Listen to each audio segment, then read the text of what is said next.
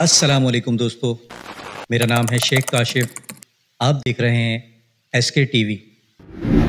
دوستو، اگر آپ سے میں یہ کہوں کہ اس دنیا میں ایک ایسے شخص موجود ہیں جو حضرت موسیٰ علیہ السلام کے دور میں بھی موجود تھے اور اس زمین پر آج تک زندہ ہیں اور ہمارے درمیان موجود بھی ہیں، تو شاید آپ میری ان باتوں کو مذاق سمجھیں، مگر دوستو تاریخ اور حدیث کے مطابق یہ بات بالکل درست ہے۔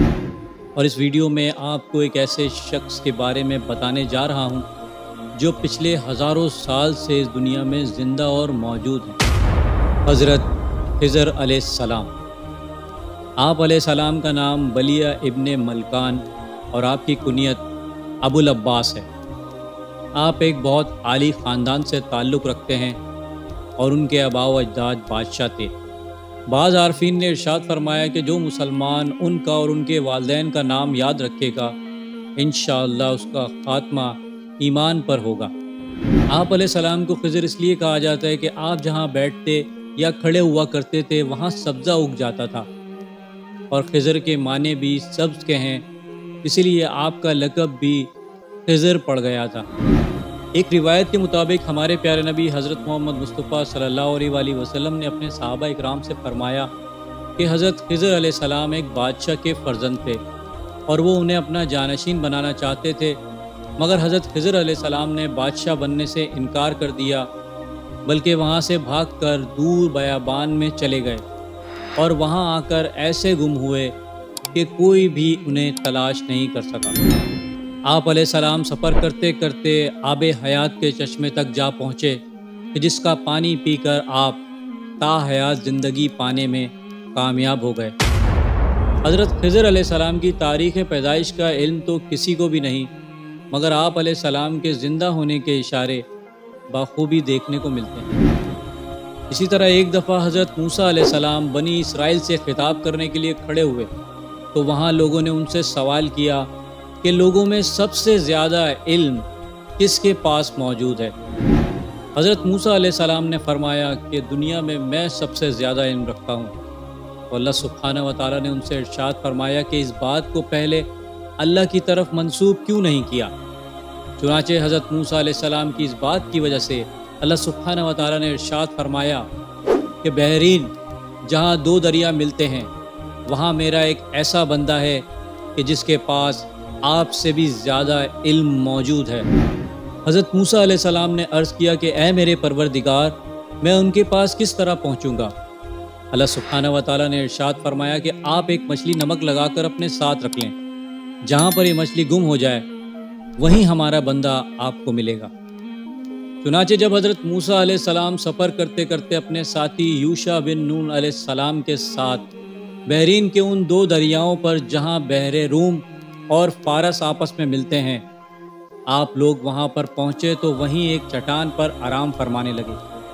وہ مچھلی حضرت یوشع بن نون علیہ السلام کی زنبیل میں موجود تھی۔ اس مقام پر پانی کے قطرے جیسے ہی اس مچھلی پر پڑے تو وہ اللہ کے حکم سے زندہ ہو کر اس پانی میں چلی گئی۔ جب حضرت موسیٰ علیہ السلام اس جگہ سے کچھ دور آگے چلے گئے جہاں مچھلی پانی میں گم ہو گئی تھی تو حضرت موسیٰ علیہ السلام نے فرمایا کہ یہ سفر بہت تھکان والا تھا، مجھے بھوک لگ رہی ہے، تم وہ مچھلی لے کر آؤ۔ یوشع بن نون علیہ السلام نے کہا وہ مچھلی تو جہاں ہم نے آرام کیا تھا وہیں زندہ ہو کر عجیب طریقے سے پانی میں چلی گئی تھی۔ حضرت موسیٰ علیہ السلام نے فرمایا واپس چلو، وہی تو وہ جگہ ہے جسے ہم تلاش کر رہے ہیں۔ چنانچہ آپ اپنے قدموں کے نشان پر واپس اسی جگہ پہنچے جہاں پر مچھلی گم ہوئی تھی۔ وہاں انہوں نے ایک آدمی کو دیکھا جو اپنے آپ کو چادر سے ڈھانپے ہوئے تھے۔ حضرت موسیٰ علیہ السلام نے انہیں سلام کیا تو حضرت خضر علیہ السلام نے فرمایا کہ اس زمین پر سلام کہاں؟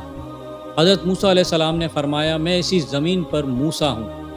حضرت خضر علیہ السلام نے پوچھا بنی اسرائیل کا موسیٰ؟ آپ علیہ السلام نے فرمایا کہ ہاں، بنی اسرائیل کا موسیٰ۔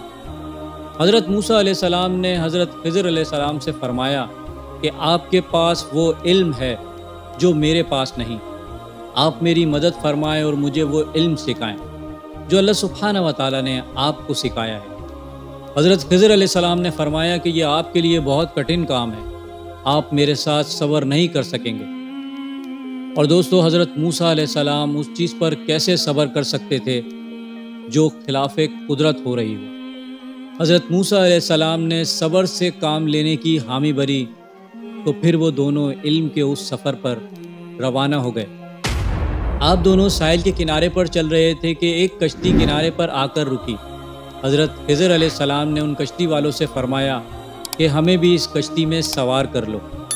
ان کشتی والوں نے حضرت خضر علیہ السلام کو پہچان لیا اور بغیر کرائے کے دونوں کو بٹھا لیا۔ حضرت خضر علیہ السلام نے اس کشتی کا ایک تختہ اکھاڑ دیا اور اس کشتی کو خراب کر دیا۔ یہ بات دیکھ کر حضرت موسیٰ علیہ السلام سے رہا نہیں گیا، وہ بول پڑے کہ آپ نے اس کشتی کو توڑ دیا تاکہ یہ کشتی والے غرق ہو جائیں۔ آپ نے یہ بڑا ہی عجیب کام کیا ہے۔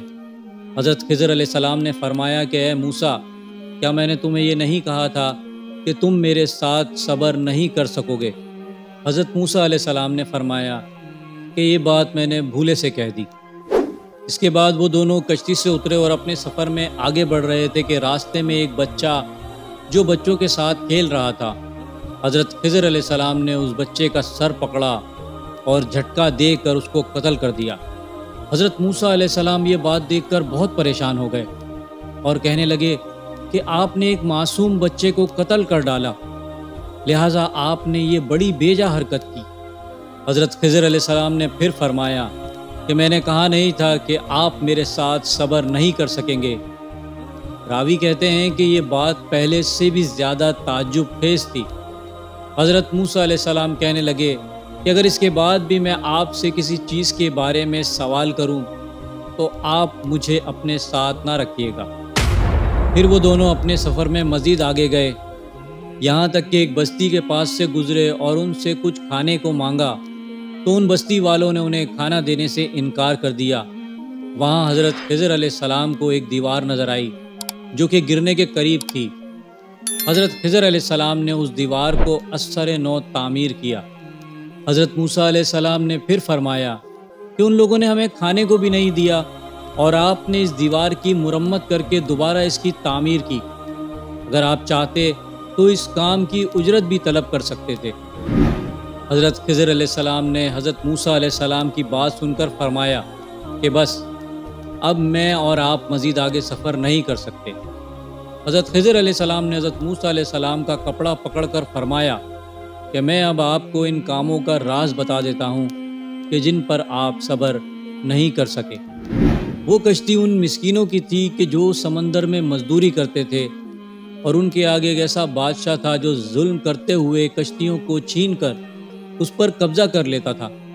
تو میں نے اس کشتی کو عیبدار کر دیا، تو جب وہ کشتی چھیننے والا ان کے پاس پہنچا تو اس نے کشتی کو عیبدار سمجھ کر چھوڑ دیا اور انہوں نے تختہ لگا کر کشتی کی مرمت کر لی اور وہ کشتی آگے بڑھتی گئی۔ اور وہ بچہ جسے میں نے قتل کیا تھا فطرتاً کافر تھا۔